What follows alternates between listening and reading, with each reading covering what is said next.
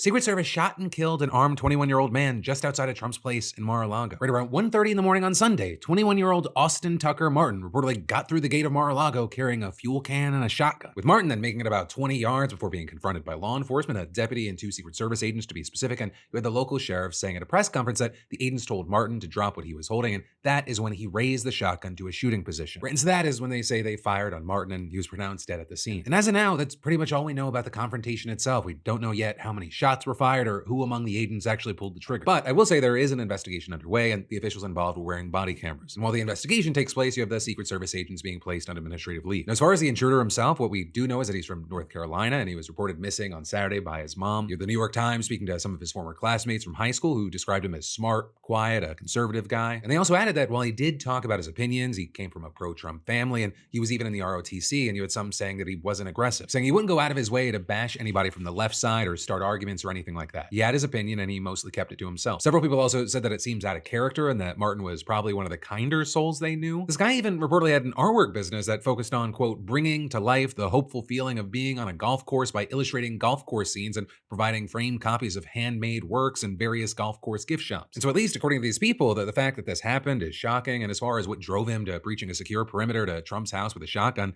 that's not really clear at this point. But also with that, I'll say we may know sometime soon because you have the authorities promising a full investigation into Martin's motive. But in the meantime, what I will say is that this does feel like kind of just the latest bit of escalations as far as political violence. Just over a week ago, an 18-year-old was arrested for running at the US Capitol with a shotgun in hand, and threats against politicians are skyrocketing, with Capitol Police opening nearly 15,000 threat assessment cases last year, which is up nearly 60% from 2024. But also, of course, it's not just threats, and it's not limited to one party. Last summer, Minnesota Democratic House Speaker Melissa Hortman and her husband were shot and killed in their home. And then, of course, even though he wasn't technically a politician himself, as a major conservative commentator, Charlie Kirk's assassination shocked the world. And then, of course, with Trump, there's a history. There was a moment from the campaign trail in July 2024. And then there was also the guy who was captured waiting with a rifle on a golf course in West Palm Beach while Trump was playing around in September of 2024. Right? And that guy has actually been sentenced to life in prison since. And actually, you recently had Trump himself acknowledging the repeated threats and actions against him in a press conference. I don't know how long I'll be around.